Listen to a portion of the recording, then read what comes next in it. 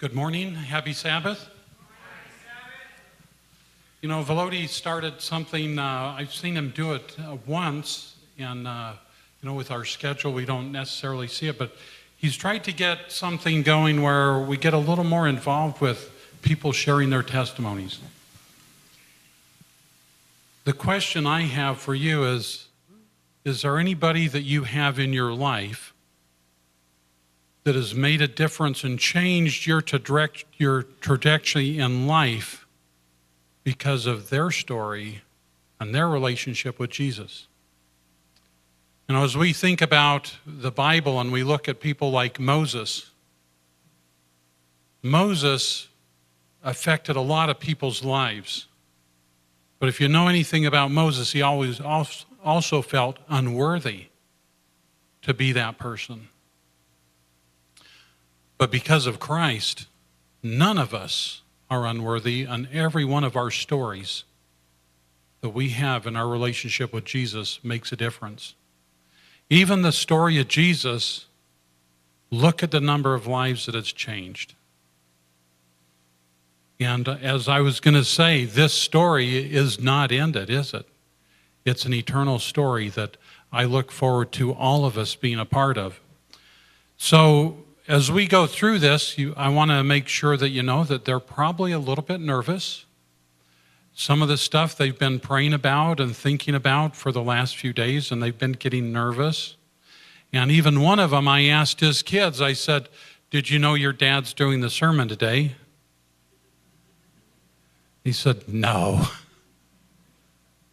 But all of us are involved in doing a sermon. It's how we live our lives, and most importantly, how we share our lives and share what Jesus is doing in our lives to make a difference. So we're going to go through and we're going to do some testimonies, and in between that, we're going to have some special music done also. But the first person that we're going to have is Ryan, and I'm going to just ask him a couple questions here. You don't look too nervous. A little bit. I can see a little bit of sweat on his forehead, but it's not dripping, so he's okay. Yeah. So first of all, I met Ryan before he probably even remembers who I was. But I've known his family since about 1982. And I met his family in a church event. We were playing volleyball. Maybe Mike and Peggy remember us going down to the old SJA gym and playing volleyball. And that's one of those things that helped get me involved in church. Ryan, I don't remember you playing volleyball with us in 1982, though. How old were you in 1982? I was 2. Too young to play, right? Yes. Yes. So you've had a long journey to get to this point. A lot of different things have happened, but your world that you work in is a little bit different than most of ours. Yes. You see a lot of stuff that is hard for people to stomach and see, and you see those people that are probably at the worst point in time in their lives being involved with crime, drugs, violence, and all that. And it's got to be hard to shield yourself against that. Very. Maybe you can just share a little bit with us about your relationship with Jesus and why you're up here today. Sure. I think to set the stage, so to speak, I was raised in attended Adventist school up through the 9th grade, at which time I entered public high school. And, kind of as the story goes for some of those that walk away from the church or start pursuing their own interests, I began spending a lot of time in the mountains, fishing, and eventually what came with that was a lot of quite a bit of drinking now that I look back on it, and sometimes I was with friends and sometimes I was by myself. But what started impacting me was I started a job with Macy's department stores doing their plainclothes security, and I received a commission through the police department, the Spokane County Sheriff's Department. And that allowed us to actually read people their Miranda rights, place them under arrest, and charge them criminally. As time went on, the job we had a very hands-on approach. So once we approached someone, they were coming back with us one way or another. And if they fought, then we fought back. And I did very well in that world. I knew what to look for, all the behaviors to watch for. And I did well enough that they started sending me to training and on the west side of the state, Portland, and then on the self-defense side, they started sending me down to Union Square, San Francisco to train their store security team. Down there it was very large. They had 40 members of their security team, and they had a canine unit. And I excelled in the world of violence, to be quite upfront. I was very good at fighting, and that's what I'd go down there to do. Just work with their guys and teach them how to control a situation, and if need be, hurt people. That's what it comes down to. Eventually I worked for, they started kind of coming at me, trying to get me to come over to their stores because they were having a lot of trouble. And so I went ahead and did that. And they hired me to work in their Browns Edition location and their East Sprague location. And for all of you that have been in Spokane a while, you know that those are not necessarily the best locations in the city. I had an arrest of a guy that shut down a couple streets downtown that got incredibly violent. And I just see all these different situations I was involved in where clearly God was keeping me safe. And due to some choices in my personal life, I'm fortunate God was looking out for me. The one individual that I got in an altercation with, he ended up going to prison for 8 years due to what happened. And then after that, where I really started having a big change was at Rosars. I arrested an individual, and again, it turned violent. I was able to finally get handcuffs on him. He was bleeding, I was bleeding. It was a mess. And when I get him up and I'm looking, he's wearing a leather cut. He was a 1%er biker gang member. And when I run his name through dispatch, I have a member of Spokane Police Department show up, a member of gang enforcement showed up, and then a member of the FBI showed up and let me know that I just arrested the enforcer for the local Banditos chapter. And they told me to expect retaliation. And I kind of, throughout this time, I was already kind of wondering, where am I going? This isn't fun anymore. You know, I've got kids. I'm taking guns off of people. People are trying to slash me with knives. And I started praying a lot out in the parking lot at night that God would give me an opportunity to start working in a job that would open the door to church again. And he opened that door almost 5 years ago with the Idaho Department of Correction, Felony Probation and Parole. And what I do now is I reinvestigate crimes people are getting ready to be sentenced for. I talk to victims, witnesses, and the actual defendant, the perpetrator of the crime. And I write a report and recommend a sentence. And in doing this, it's not nearly as violent anymore, at least for me. I see these people and they're just broken, absolutely shattered. And it's not just the victims I'm speaking about. The people that are getting ready to go to prison, I mean, all I can tell you is if I would have experienced some of the things that they have been through in their life, I could very well be on their side, having committed the crimes that they have committed.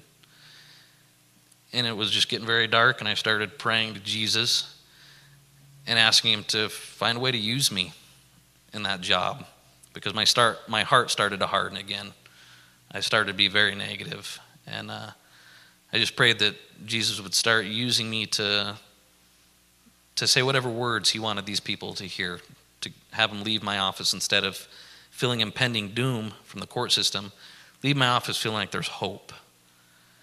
And he started doing that. And ultimately, as a result of that, I receive Christmas cards now, letters of thanks, and phone calls from people updating me on how they're doing. Granted, it's few and far between. We get a lot of repeat fellows, men and women.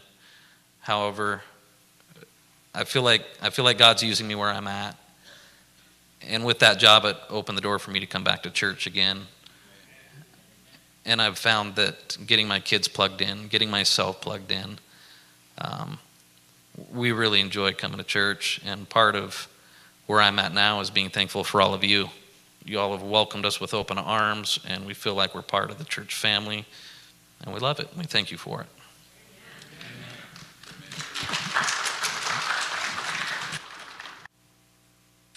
Debbie, everybody knows Robin. He gets up front. We do the children's story together, and this is his girlfriend, and you guys probably all know her, right? Debbie's a really special person, and I've been able to work with her kids in a couple different aspects, and one of them, or two of them, are her boys. They actually went through the college class that I took.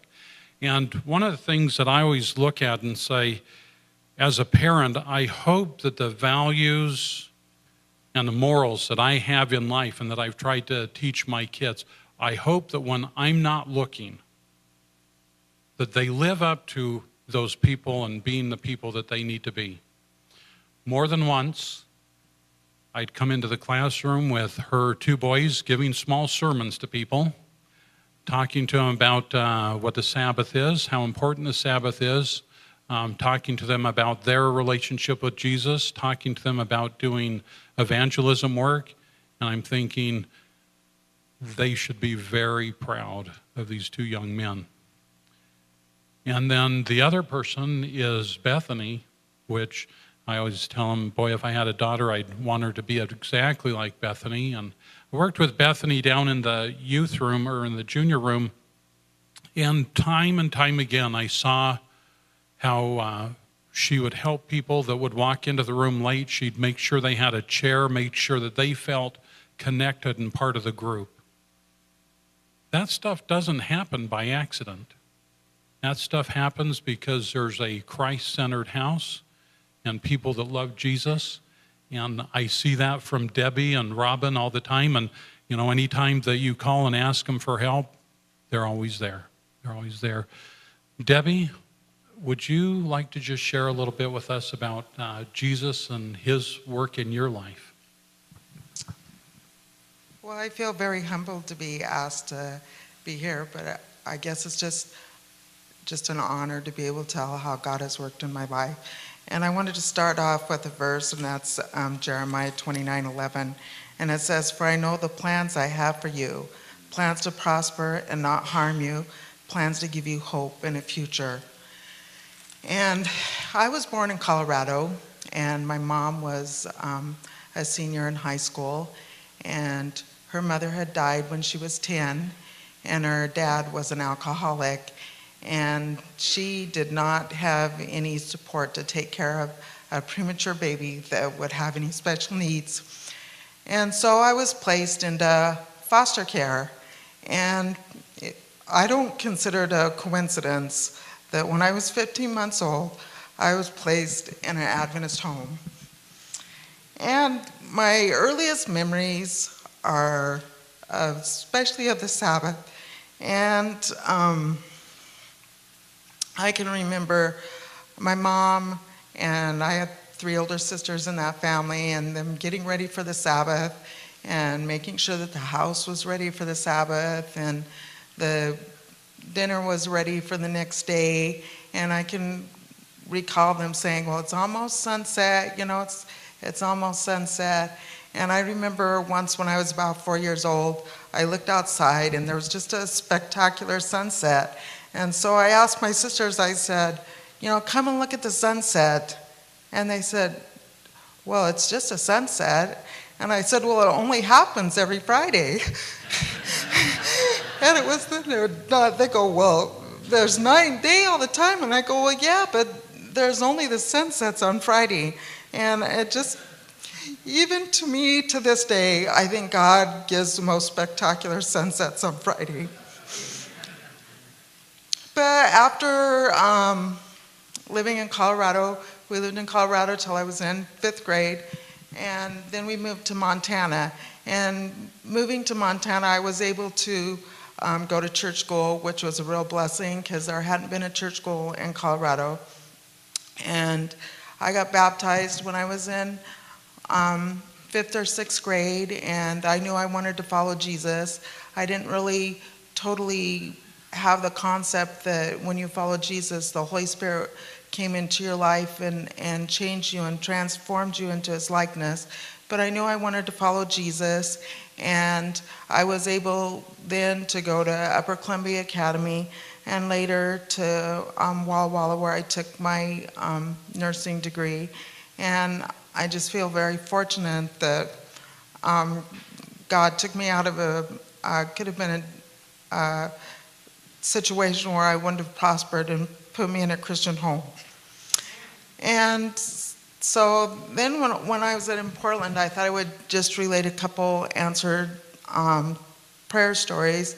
And once while I was in Portland, one of my girlfriends said, there's a lady that I've been taking care of on the weekend, and I was just wondering if you would take my shift, because she needed the day off. And I said, well, I don't have a car. I don't know how to get around Portland that much. I just pretty much stayed on campus. And she says, oh, it's easy. I'll just take you on the bus route, and you'll know how to get there, and it'll be a piece of cake. So she took me on the bus route, and I can't even remember now what suburb of Portland it was, but it was quite a ways out. And I had the address and the name and the street and everything, and I was looking for the landmarks, and yeah, it's by this car lot. It should be a piece of cake. So the next week, I got on the bus, and it seemed like it was taking forever, and we were driving forever, and all of a sudden I'm looking for the street, and I couldn't see the streets, and I see a car lot. No, it's not that street. And then there's another car lot, and then there's another car lot, and it's like, oh my goodness, I didn't realize there was so many car lots. Now I don't know my landmarks, and I was getting a little concerned that, well, maybe I'd already passed the street even though I hadn't seen it. And then if I'd passed it, how was I going to get back to it, and how was I going to be dependable? And I was really wondering what I was going to do. And at one of the stops, I asked the bus driver if he knew the closest stop to this address, and he said, I have no idea where that is. And then my heart really sank, and I said, I'm in big trouble. And but right behind him was a blind lady, and she goes, I know exactly where that's at. Next stop, and you'll be right there. And I was just amazed. After I got out of school, I eventually got a job in Spokane, which is another big answer to prayer after many interviews, and started coming to Linwood Church. But before I was married, I'll tell you another answer to prayer. I was single at the time, obviously, and decided I was going to go shopping. Well, that was before Northtown Mall. And I didn't really have a lot of sense to think about it, because it was wintertime and it was dark out in the afternoon. And I went shopping in the evening, and I wanted to buy a church coat. And, being that it's a little bit more of an expensive purchase, I thought, well, I want to check out, as women do, all your opportunities in all the stores. And so I went downtown, and I, went to the Bon, and I went to Lamont's, and I went to the Crescent, and I went to Penny's, and I had to check them all out, and thought, well, it's getting close to closing. I better, get home, and of course, parking downtown isn't that great, so you're not parked really close to the stores. And I get back to my car, and I have no keys. And here it is, 10 minutes to 9, and the stores close at 9, and it's dark out, and it's winter. And I just had this prayer like, Lord, what am I going to do? I can't just stand, I can't even get in my car, and I've got to find these keys in less than 10 minutes, and the stores are far away. And so I just frantically ran to the first store and had this impression that that wasn't the store. And so I ran to the next store, and they were locking the doors, and I says, I got to get in and get my keys. And my keys were there. And God protected me. And obviously then I've learned not to be out so late, but that was before cell phone days. And God blessed me with a husband and a family, and I'm so grateful for those blessings. And I had a job, and things were going great, and life was pretty good. And then after a few years, I started having problems working because I got plantar fasciitis really bad, and it was just a struggle to go to work every day. And it's like, but I needed to work because the kids were in church school, and every day, it's just one day at a time, go to work. And I did that for about 6 years. And I know many of you guys were a real good support because you'd ask how I was doing and stuff. And I ended up breaking a bone in my foot. I got a stress fracture and ended up having surgery. And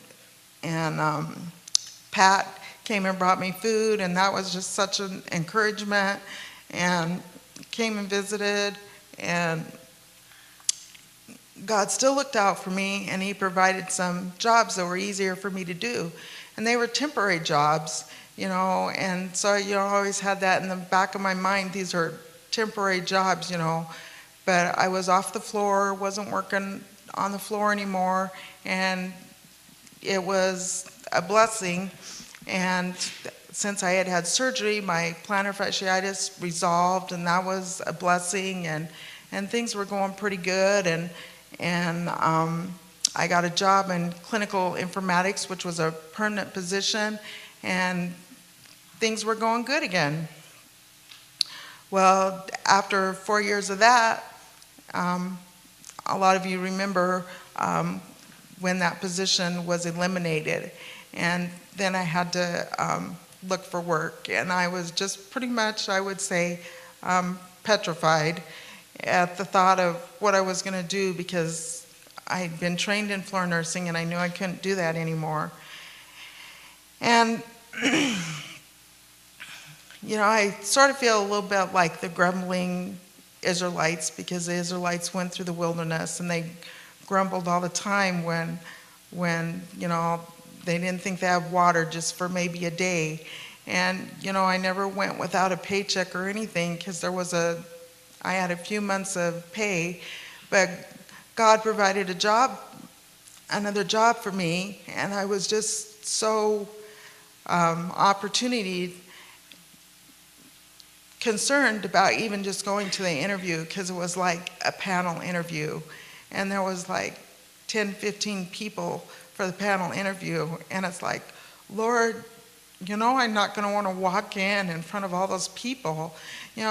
First impressions make a big difference, and I don't know these people. They haven't learned who I am yet. And God took care of that too, because when I got to the interview, nobody's there yet. And I waited in the hall for about 10 minutes, and they said, oh, we can't have you waiting in the hall. You just come in and sit down. So I came in and sat down, and then all the 15 people walked in later. And God just took care of it. And you would have thought that with all these blessings in my life, with all these encouraging things in my life, that I would have really just been praising God, which I was until I started the job. And I had been off the floor by then for about 10 years. And so I had gotten really rusty in my clinical thinking. And this new job required a lot of clinical thinking. And it was really stressful. And then I was just concerned that I was going to be holding on to a job. And I worked many long hours. And it reminds me of one of the favorite songs that was sung today. And that is What a Friend We Have in Jesus. And all our sins and griefs to bear. What a privilege to carry everything to God in prayer. Oh, what peace we often forfeit and needless pain we bear, all because we do not carry everything to God in prayer. And during that time, I just, I had been raised in the church, and, I wanted my kids to know their lessons and stuff, but I had sort of strayed away on studying my Bible every day because I was so busy and got wrapped up in the cares of the world, and I was just depending on myself to be able to make it through this time. And it reminds me of, I'm just so thankful for all of your church members that reached out for me during that time and inquired about my job, and people that brought me food, people that just were so encouraging. And I praise God for Pastor Velody, who always presents Jesus that we should have a personal relationship with him. And I think back that, some of my prayers were sort of emergency prayers, and Lord, help me now, instead of prayers like, Lord, give me the fruit of the Spirit, give me peace to keep me through my struggles in life. And so my prayer is that I would abide in Christ like Jesus is a vine. I'd abide in Christ, and that God refine those character traits in me so that when trials come, I have that peace and that joy. And I want to leave you with one text, and that is Philippians 1:16, being confident of this very thing, that he who has begun a good work in you will complete it until the day of Jesus Christ. And I praise God for his salvation and for his the Holy Spirit, and that he is the one that does the work in us and that we don't have to do it ourselves. I know even in my life there's things that I worry about that just need to leave it in the Lord's hands. Debbie, thank you for sharing that with us. At this time, we're going to have some music from Ava. She's going to do us some special music for us.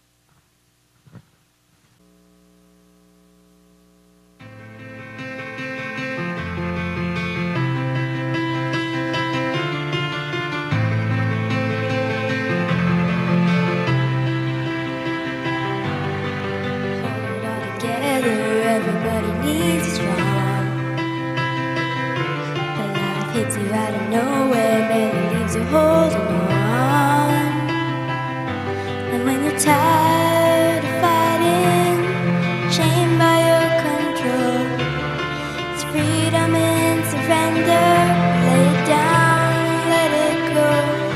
So when you're on your knees and answers seem so far away, you're not alone, stop holding on and just breathe. Your world's not falling apart, it's falling into place. I'm on the throne, stop holding on, just breathe. Just breathe.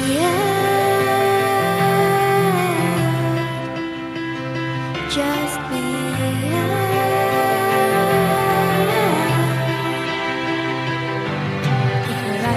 Storm and wonder if my love is there. What if your eyes around the cross and know you always have and always will? And not a tear is wasted. Time you'll understand that your beauty with the ashes. Life is in my hands. So when you're on your knees and answers seem so far away,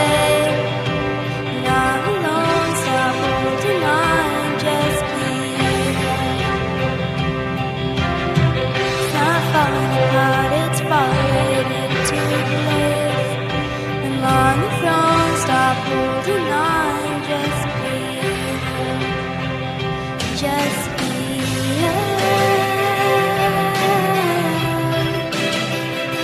Just breathe.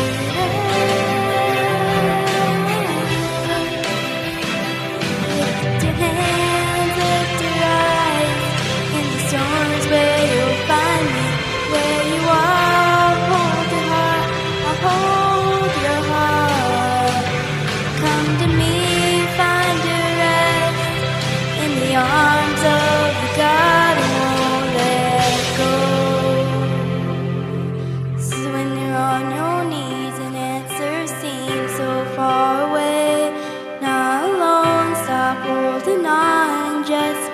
heard. Your world's not falling apart, it's falling into place. Come on, don't stop holding on, just be heard. Just be heard. Just be heard.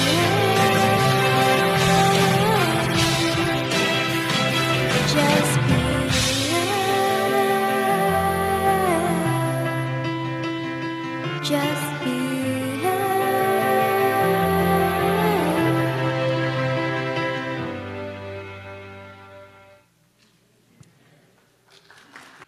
Well, Gregory, you've been in Spokane now 4 or 5 years? 3 years. Almost 4 years. Almost 4 years. Almost 4 years. Great. So how many times have you done Bloomsday? Because that's coming up. How many times? Bloomsday, the big run in town? Oh, you don't know about this? It's next week. I'll get you signed up. Are you ready for this? It's too late. Well, you know, there's a lot of great traditions that we have in Spokane, and that's one of them. I can share with you that Brenda has now made me, coming up this year will be 20 years that she has made me do Bloomsday. Yeah, and I've made her do it too. So we hope to see you out there. Yeah, okay. I will try. I don't feel very reassured about this. So coming from the Soviet Union, Yes. going through the changes that you saw with the dissolving of the Soviet Union, going from there over to the United States. So are there any customs in that you miss from the old world, and are there any over here that you go, I really like this one? Is there anything that you can share with us there? Thank you. There are some that I miss, and there are some that I don't miss at all. Well, I wish Joshua, I'm talking about Moses' successor, was here with us. You know why? He would be able to stop the time and say to the sun, stop, don't move, and we would enjoy the Sabbath as long as we want to, but unfortunately he's not with us. So I'm lucky that I'm the last person, because Ryan, yours, and Debbie, your testimonies, they inspired me very much and made my job easier now. Normally, you know, I don't get nervous, and thank you, Eva, for wonderful singing. Normally, I don't get nervous on the platform, and sometimes my fellow pastors ask me, how come, Gregory, we never see you nervous? I mean, you never get nervous on the platform. Usually I tell them that my answer is that I am too slow. By the time I get nervous, I finish my sermon. So I don't have time to be nervous. But today I am. Today I am, because I'm going to share with you stuff that I never have shared before. Some of it's story of my conversion, of course. Some of it you heard, but some parts you never heard, and I was not even thinking to share them. But as John said, that maybe, then I thought maybe my story will influence somebody's life. Just each one of us, I agree with John, has a story, right? Each one of us. And that story definitely influences somebody's lives around us. Just like our lives were influenced by other stories, and including biblical stories. There are parts in my conversion story that I would like to share. But I would like to start with a verse written in Matthew chapter 13. Reason why I want to do that was because this particular verse appeals to me as to nobody else probably in this sanctuary. And I will tell you in a minute why. The verse is Matthew 13, verse 44. Again, the kingdom of heaven is like treasure hidden in a field, which a man found and hid. And for joy over it he goes and sells all that he has and buys that field. Why it appeals to me? Because there was a time in my youth when I was a real literal treasure seeker. I was looking, of course, not for spiritual gold, as Jesus, the one that Jesus refers to, but you notice that he uses real gold as symbol, real treasure as symbol of spiritual treasure. That way it appeals to me because I was looking for real gold. And the reason why, here's why I was doing that. Not for the sake of adventure. It would have been the case if I was 11 or 12 years old, teenagers, that's natural. Not. I was 19 years old. It was not for the sake of adventure. It was not because I was poor or we were poor. No. I will tell you why.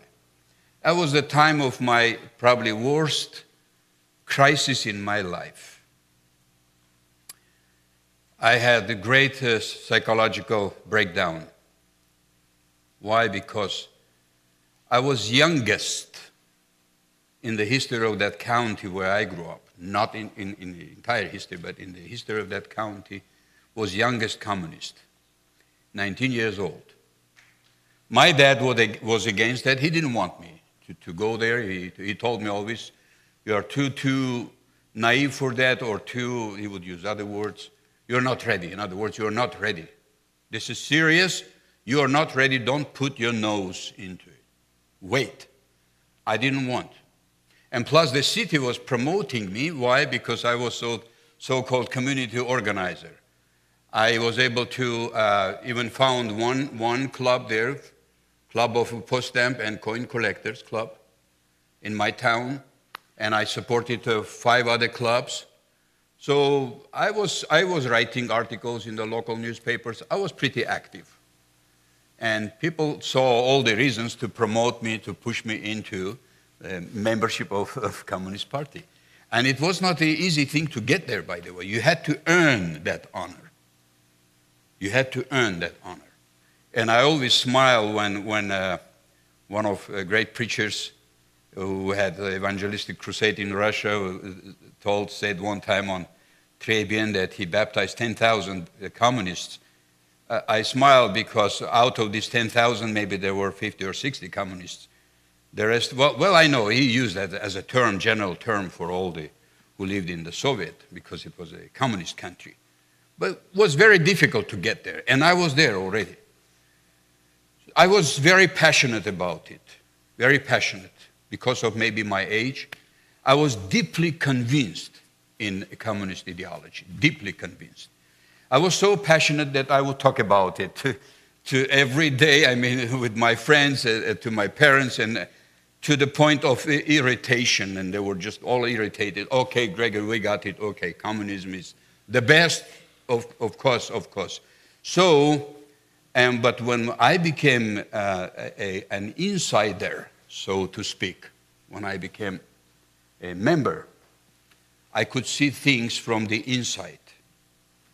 And that's when I saw, my eyes opened, and I saw that it was just another sweet, nice utopia. Far, far, far from the real life. I realized that, and it was so heartbreaking, so disappointing. I just lost the soil under my feet, It was so difficult for me. Well, later on in 91, when the communism collapsed, the Soviet collapsed, many prominent communists took their lives, by the way. They could not stand this breakdown. And that's what I could understand them, because that's what was happening with me. And I realized that I should find some alternative. If I don't find, that will be end. Then there would be only one thing left, is take my life. That part you heard, I'm not going to share that attempt that I made. The Lord just didn't allow that happen, praise the Lord. And I'm glad that He didn't allow that happen. He had different plans for me. So I thought then, well, another alternative would be maybe become rich. I thought that the wealth would help me, would bring some meaning into my life, would help me to help others, and would open many avenues, Then, the place where I grew up permitted to desire about these things. I will tell you why. It was German town, literally a German town, meaning built by Germans, and was populated by Germans until 1941, when World War II began. Stalin, being afraid that these Germans, Soviet Germans, and there were many, we're talking about hundreds of thousands, if not maybe a million or two. Those Germans came in 1818, were brought to that area by the Russian Queen Catherine the Great. So Stalin was afraid that there will be they would unite with Hitler and cause troubles from the inside. So he decided to send all these Germans from Transcaucasus area, from Russia, mostly Volga region, send them to Siberia or northern Kazakhstan. That way, keep them far from the front line. You see what? And that's what he did. Poor people had to leave their houses. All that they had with their families, with their children, just go to nowhere. And for 10 years, 15 years, many of them died there due to severe weather conditions. So, and other people came to their houses and just settled there. Everything was there. You had furniture. You didn't have to buy anything. You had everything there. Furniture. You have all things. And almost every German household had gold. Because before revolution, gold was the main currency of Russia, by the way. There was also paper money, but gold was still in circulation. Even after revolution, about maybe 2 or 3 decades, gold was still in circulation. People privately traded, sold, and bought with gold. And we knew that, but Germans were very smart people. So when they knew, they were notified like a few weeks prior to their departure. They knew that they were going to leave their houses. They hid their golds, their treasures. And guess where? In the places that they could have access without entering the house, hoping that one day they would come back and would be able to get their treasure and have life. So that's we're talking about the attics. We're talking about basements. The houses they built, they were not like here in America. You could have access to those places without entering the house. In their gardens, and stories, real stories that I heard, of course, were inspiring me in my decision to become rich, because they were real stories. My cousin found a artillery cannon shell, big one, filled with gold in his attic. He was replacing the stairs. I mean, it was in bad shape. He was replacing it, and he found. So he obviously became rich. Another story, that's a little bit funny story. I knew that person very well. He was emergency room. I'm an ambulance driver, worked in the local emergency room. And it was a regular big house, German house, former German house. The biggest houses were turned into hospitals, into music schools, into you name it, post office, and emergency room. So this was one of them, and there was a deck without handrails or banisters, nothing. There was just the floor and covered with thick old oak boards. So this guy had habit. Every time he had break, he would sit there and smoke and then go back. One morning he came and he saw one of the boards were sticking out, almost, the nails were sticking out as if somebody tried to remove it. He got upset. He thought that somebody was playing game with him because that was his favorite spot, and he always sat there and smoked. So he got upset. He found a rock, and he hammered it in, those nails, and put that board back. Next morning he came, 2 of them were sticking out, but not completely out.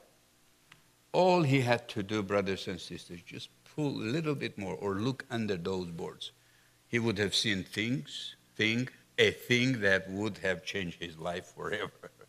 But he failed to do that. He got very upset, very angry, still thinking that somebody's playing a game with him. He took the same rock and hammered them back and decided next day bring a hammer and bigger nails, nail it in a way that nobody would be able to remove them. In the morning, to his great surprise, he came. Those boards were just laying on the floor, removed completely, and there was an empty wooden box also there on that floor, and he saw a hiding place. He realized what he missed. Poor guy. Almost a month he walked around, on the streets and holding his head. How foolish I was, how stupid I was. I could have been now richest person. And calling himself names, and we tried to comfort him. Hey, listen, after all, this was not yours. And relax.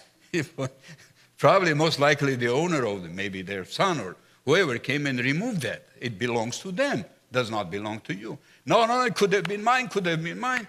So stories like this, of course, they were so inspiring, fueling. And I was motivated. I knew that I would find something. I should find, and that's the only thing that would bring meaning into my life. You see, not every conversion is as dramatic as mine. Not everybody wanted to take their lives, etc. But you need to understand that what was going on with me, because I lost the base. It was false base, but I lost it. Because as I said, I passionately believed in communist idea. I wish I never did. And that's why my heart was broken when I realized that it was all fake. It just simply didn't work. So that's why I had to find an alternative, something very strong. I was a musician, but that was not enough. That was not enough for me. People were predicting great future for me, because I was, as well they told, not me, but that I was a gifted person, so I could have very good career, and etc. Were not attractive for me. I needed to do something great, not just regular, something great. And I thought the money would open those avenues. It didn't work. We tried attics, friends' attics, basements. We tried, even tried in cemeteries, because we heard stories about finding gold in cemeteries. And I studied special signs that would direct me to treasure, And the books that I was reading back then, Count Monte Cristo, some of you know what that is, or treasure, of King Solomon's treasure, and books like that, or Treasure Island, they were just fueling more and more and more. I'm going to find it. I'm going to find it. And I found friends like me, myself, and together, there was time when one of my friends said, we should have a scientific approach. Why don't we get that gold finder, how you call it? Yes, something like that. So then that will make it easier. And we were able to find one. Unfortunately, it was too sensitive. Why? Because we would dig out rusty nails and other pieces of metal, but never gold, and we were so disappointed. So we even tried later on. We even tried on the Armenian and Turkish border, where those big projectors, they would turn those turning projectors that, and you had to, wait until that beam that goes away from that spot and dig again. So we found a big rock that would hide behind it when the beam came. It took 5 minutes to return for that beam, projector beam, return it, because it was the border. It's like in prisons, and every border probably has it, I don't know. So imagine us, weeks after weeks, nights after nights, hiding there, waiting, that beam goes away, we get out, we have 5 minutes, and try to dig and use that machine, whatever, and again dig and get rusty wire out or something else, and nothing. Finally, we gave up. We gave up on it. At the same time, at that same time, out of nowhere, some believers would show up on my way. It was annoying because I did not want to think even about God or religion because I thought this was another utopia worse than communism. So I didn't want to hear. They would offer Bible. They would offer, some other things. No, I didn't want to hear. I didn't want to distract myself. But again, the more I tried to find something, the more I met those people accidentally. But now I understand it was not accidentally. I met on my way, and again, when I gave up on everything I tried, and I tried many things, brothers and sisters, literally many things. There's just no time to share all of it with you, and no use. After all, I gave up, and I realized that probably the only thing is left to try God. That's the only thing left. I knew it was not real. I knew it was just, would be in vain. I knew that it would be just a waste of time. But I said, at least I would be honest with myself. At least I would be able to tell myself, I tried everything. That's it. And I tried.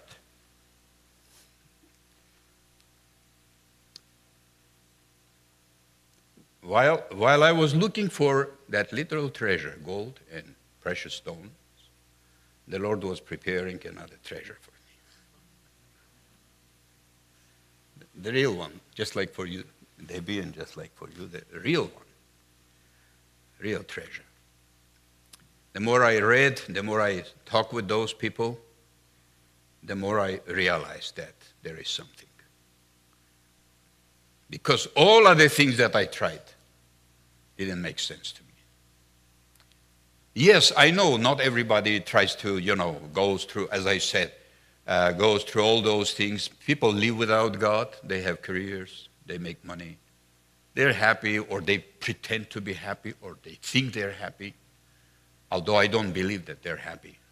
I don't believe that anybody without God can be fully happy. I don't believe it. Forgive me for that. So, but I am thankful to the Lord for the way He led me.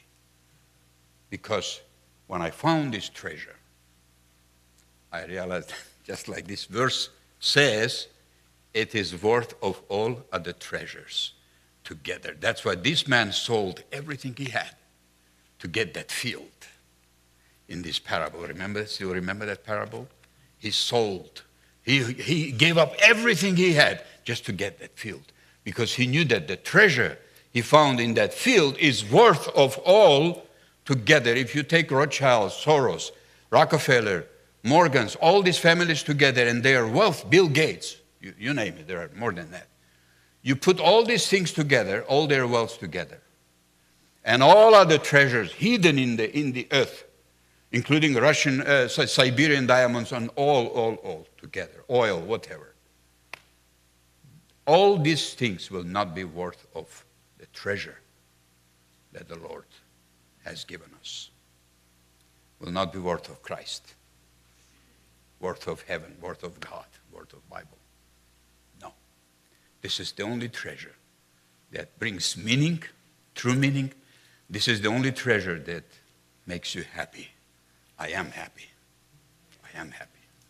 And I tried both. I don't want to go back. No, I don't want to go back. I am happy, and God gave me a wonderful wife and children. Added more, another treasure, right? Treasure after treasure, and that's what happens. I lost my friends, and I have thousands of them, if not more than that. I lost my career, I have another career.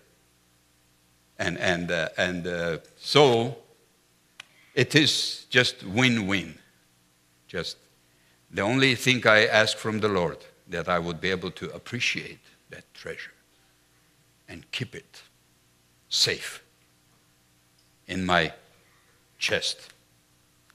Right? This chest and the chest, this chest right there. All right, praise the Lord.